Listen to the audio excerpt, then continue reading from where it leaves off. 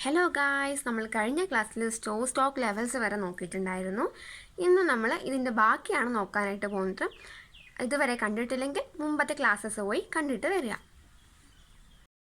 നമ്മളിതിൽ ആദ്യമായിട്ട് നോക്കാൻ പോകുന്നത് എക്കണോമിക് ഓർഡർ ക്വാണ്ടിറ്റിയാണ്. ഇപ്പോൾ നമ്മൾ മെറ്റീരിയൽസൊക്കെ പർച്ചേസ് ചെയ്യുകയാണെങ്കിൽ അതിൽ ഇമ്പോർട്ടൻ്റ് ആയിട്ടൊരു ഡിസിഷനാണ് എത്ര മാത്രമാണ് നമുക്ക് പർച്ചേസ് ചെയ്യേണ്ടത് എന്നുള്ളത്. ഒരിക്കലും നല്ലോണം കൂടുതലാവും അല്ലെങ്കിൽ ഭയങ്കര കുറവായിട്ടോ വാങ്ങാനായിട്ട് പാടില്ല. എപ്പോഴും ഒരു ഒപ്റ്റിമം ലെവലിൽ വേണം അത് ക്വാണ്ടിറ്റിയിൽ പർച്ചേസ് ചെയ്യാൻ വേണ്ടിയിട്ട്. അതിനെയാണ് നമ്മൾ എക്കണോമിക് ഓർഡർ ക്വാണ്ടിറ്റി എന്ന് പറയുന്നത്. ഇതിൽ രണ്ട് ടേംസ് വരുന്നുണ്ട്, ബൈയിങ് കോസ്റ്റും ക്യാരിയിങ് കോസ്റ്റും. ബൈയിങ് കോസ്റ്റ് എന്ന് പറയുന്നത് ഇപ്പോൾ നമ്മൾ പർച്ചേസ് ചെയ്യുമ്പോൾ അതുമായി ബന്ധപ്പെട്ട് വരുന്ന ചിലവുകളെയൊക്കെയാണ് ബൈയിങ് കോസ്റ്റ് എന്ന് പറയുന്നത്. ക്യാരിയിങ് കോസ്റ്റ് എന്ന് പറയുന്നത് ഇപ്പോൾ നമ്മൾ സ്റ്റോറേജുമായി ബന്ധപ്പെട്ട് വരുന്ന കോസ്റ്റാണ്. ഇപ്പം റെൻറ്റ് അല്ലെങ്കിൽ സ്റ്റോർസിൻ്റെ ഇൻഷുറൻസ്, ക്ലറിക്കൽ കോസ്റ്റ്, സ്റ്റാഫിൻ്റെ സാലറീസ്, അങ്ങനെയുള്ള കാര്യങ്ങളൊക്കെയാണ് നമ്മൾ ക്യാരിയിങ് കോസ്റ്റ് എന്ന് പറയുന്നത്. ഇനി അടുത്തൊരു ടെക്നിക്കാണ് materials or inventory turnover ratio എന്ന് പറയുന്നത്. ഇതിലൂടെ പറയുന്നത് ഒരു പ്രൊഡക്ഷനിൽ എത്രമാത്രം റോ മെറ്റീരിയൽസ് ആണ് കൺസ്യൂം ചെയ്തിട്ടുള്ളത്, അതിൻ്റെ സ്പീഡിനെയാണ് നമ്മൾ materials or inventory turnover ratio എന്ന് പറയുന്നത്.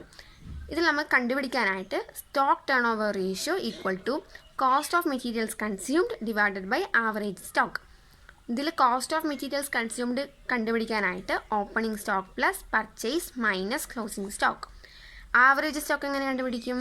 Opening stock plus closing stock divided by 2. ഇനി അഥവാ നമുക്കിത് ഡേയ്സിലാണ് കണ്ടുപിടിക്കുന്നുണ്ടെങ്കിൽ 365 ഡിവൈഡഡ് ബൈ, നമുക്കിത് ചെയ്യുന്ന സമയത്ത് ഒരു ആൻസർ കിട്ടും.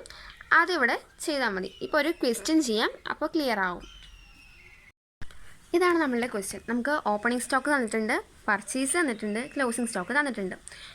സോ നമുക്ക് ആദ്യമായിട്ട് ഇതിൽ കോസ്റ്റ് ഓഫ് മെറ്റീരിയൽസ് കൺസ്യൂംഡ് ആണ് കണ്ടുപിടിക്കേണ്ടത്. അപ്പോൾ നമുക്ക് എങ്ങനെ ചെയ്യാം? Opening stock plus purchase minus closing stock. Opening stock എന്ന് പറയുന്നത് 40,000 ആണ്. ദെൻ അതിനൂടെ പർച്ചേസ് ആഡ് ചെയ്യുന്ന സമയത്ത് 2,48,000 ആണ് കിട്ടുന്നത്. ഇനി നമ്മൾ ക്ലോസിംഗ് സ്റ്റോക്ക് ലെസ് ചെയ്യുക, 24,000 ലെസ് ചെയ്യുന്ന സമയത്ത് കോസ്റ്റ് ഓഫ് മെറ്റീരിയൽസ് കൺസ്യൂംഡ് എന്ന് കിട്ടുന്നത് 2,24,000 ആണ്.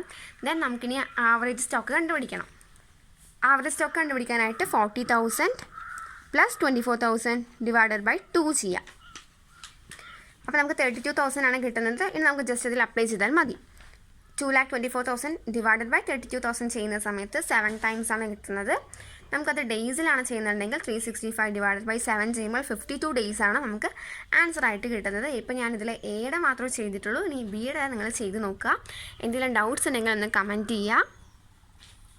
ദെൻ അടുത്തതാണ് പെർപെക്ച്വൽ ഇൻവെൻറ്ററി സിസ്റ്റം. ഇതിൽ നമ്മൾ സ്റ്റോർ ചെയ്ത് വെച്ചിരിക്കുന്ന മെറ്റീരിയൽസിനെ കണ്ടിന്യൂസ് ആയിട്ട് വെരിഫൈ ചെയ്തുകൊണ്ടിരിക്കുകയാണ്. ഇപ്പോൾ നമ്മൾക്ക് സ്റ്റോറിൽ ചിലപ്പം ഇഷ്യൂ ചെയ്യാം, അല്ലെങ്കിൽ നമ്മൾ പർച്ചേസ് ചെയ്യുന്നുണ്ടാവും. അങ്ങനെയൊക്കെ ചെയ്യുന്ന സമയത്ത് ബാലൻസ് എത്രയുണ്ട് എന്നുള്ള കാര്യം നമ്മൾ അവിടെ എഴുതി വയ്ക്കണം.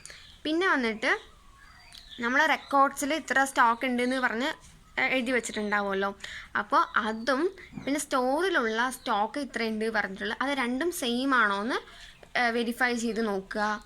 കണ്ടിന്യൂസ് ആയിട്ട് ചെയ്യുന്നതിന് നമ്മൾ പെർപെക്ച്വൽ ഇൻവെൻറ്ററി സിസ്റ്റം എന്ന് പറയുന്നത്. നമ്മളിത് ചെയ്യുന്നതിലൂടെ ഇതിന് അഡ്വാൻറ്റേജസ് എന്തൊക്കെയായിരിക്കും? ഇപ്പോൾ ഓരോ മെറ്റീരിയൽസും അത് എത്രയുണ്ട് എന്നുള്ള എപ്പോൾ വേണമെങ്കിലും നമുക്ക് അറിയാനായിട്ട് പറ്റും. പിന്നെ നമ്മൾ ഒരു വർഷത്തിൽ 2 പ്രാവശ്യമൊക്കെ ഫൈനൽ അക്കൗണ്ട്സ് ഒക്കെ ചെയ്യുകയാണെങ്കിൽ നമുക്ക് സ്റ്റോക്കിൻ്റെ വാല്യൂ എന്ന് പറഞ്ഞ് ഈസി ആയിട്ട് എടുക്കാനായിട്ട് പറ്റും. പിന്നെ നമ്മൾ സ്റ്റോക്ക് റെക്കോർഡ്സൊക്കെ അപ് ടു ഡേറ്റ് ആയിട്ട് നമ്മളെപ്പോഴും ഉണ്ടാവും. പിന്നെ എന്തെങ്കിലും ലോസസോ അല്ലെങ്കിൽ തെഫ്റ്റൊക്കെ നടന്നിട്ടുണ്ടെങ്കിൽ അത് നമുക്ക് പെട്ടെന്ന് തന്നെ അത് മനസ്സിലാക്കാനായിട്ട് പറ്റുന്നു. പിന്നെ ഒരുപാട് ഓവർ സ്റ്റോക്കിംഗ് ഒന്നും വരാതെ ആവുന്നു. അടുത്തൊരു ടോപ്പിക്കാണ് ABC അനാലിസിസ്, അതായത് ഓൾവേസ് ബെറ്റർ കൺട്രോൾ അല്ലെങ്കിൽ ആൽഫബറ്റിക് കൺട്രോൾ എന്ന് പറയുന്നത്. ഇവിടെ എല്ലാ മെറ്റീരിയൽസും 3 ആയിട്ടാണ് ക്ലാസിഫൈ ചെയ്തിട്ടുള്ളത്, ABC പറഞ്ഞിട്ട്. എ എന്ന് പറഞ്ഞ് നല്ല കോസ്റ്റ്ലി ആയിട്ടുള്ള മെറ്റീരിയൽസൊക്കെ ആയിരിക്കും വരുന്നത്. ദെൻ ബി ആവുന്ന സമയത്ത് ഒരുപാട് എക്സ്പെൻസീവ് അല്ല, അല്ലെങ്കിൽ അത്ര നല്ല ചീപ്പും അല്ല, അങ്ങനെയുള്ളതൊക്കെയാണ് ബിയിൽ വരുന്നത്. സി എന്ന് പറഞ്ഞത് ലോവർ വാല്യൂ ഓഫ് മെറ്റീരിയൽസ് ആയിരിക്കും. അപ്പോൾ നമുക്ക് ഈ വാല്യൂയുടെ അടിസ്ഥാനത്തിൽ നമുക്ക് അതിന് ഒരു കൺട്രോൾ കൊടുക്കാനായിട്ട് പറ്റും. അതിനെയാണ് നമ്മൾ ABC അനാലിസിസ് എന്ന് പറയുന്നത്. അടുത്തതാണ് VED അനാലിസിസ്. ഇവിടെ എല്ലാ മെറ്റീരിയൽസും നമ്മൾ 3 ആയിട്ടാണ് ക്ലാസിഫൈ ചെയ്തിട്ടുള്ളത്. ഒന്ന് വൈറ്റൽ, പിന്നെ എസെൻഷ്യൽ, പിന്നെ ഡിസൈറബിൾ. വൈറ്റൽ എന്ന് പറയുന്നത് നമുക്ക് ഒരു പ്രൊഡക്ഷനിൽ ഏറ്റവും ഇമ്പോർട്ടൻ്റ് ആയിട്ട് ആവശ്യമുള്ള കാര്യത്തിൽ നമ്മൾ വൈറ്റൽ ഐറ്റംസ് എന്ന് പറയുന്നത്. ഇതില്ല എന്ന് പറഞ്ഞാൽ ഇമ്മീഡിയറ്റ് ആയിട്ട് തന്നെ നമുക്ക് പ്രൊഡക്ഷൻ നിന്ന് പോവും. അങ്ങനെയുള്ളത് നമ്മൾ വൈറ്റൽ ഐറ്റംസ് എന്ന് പറയുന്നത്. എസെൻഷ്യൽ എന്ന് പറയുന്നത് നമുക്കത് ഇമ്പോർട്ടൻ്റ് ആണ്, പക്ഷെ കുറച്ച് ദിവസമൊക്കെ അത് ഇല്ലാതെ മാനേജ് ചെയ്യാനായിട്ട് പറ്റും. പക്ഷെ ലോങ് പീരീഡിൽ ഇത് ഇല്ലാതെ ആവുന്ന സമയത്ത് പ്രൊഡക്ഷൻ നിന്ന് പോവും. ദെൻ അടുത്തത് ഡിസൈറബിൾ ആണ്. ഡിസൈറബിൾ എന്ന് പറയുന്നത് നമുക്കത് പ്രൊഡക്ഷൻ ആവശ്യമാണ്, പക്ഷേ ആ ഒരു ഫാക്ടറിക്ക് അതില്ലാതെയും കുറച്ച് ടൈം അത് നമുക്ക് മാനേജ് ചെയ്ത് കൊണ്ടുപോകാനായിട്ട് പറ്റും. ഇപ്പോൾ എക്സാമ്പിൾ എന്ന് പറയുന്നത് ഓയിൽസ്, ലൂബ്രിക്കൻസ് അങ്ങനെയുള്ളതൊക്കെയാണ് വരുന്നത്. ഇപ്പോൾ നമ്മൾ കൺട്രോളൊക്കെ കൊടുക്കുന്ന സമയത്ത് കൂടുതലായിട്ടും വൈറ്റൽ ഐറ്റംസിനായിരിക്കണം നമ്മൾ അറ്റൻഷൻ കൊടുക്കേണ്ടത്. അടുത്തതാണ് JIT, അതായത് ജസ്റ്റ് ഇൻ ടൈം എന്ന് പറയുന്നത്.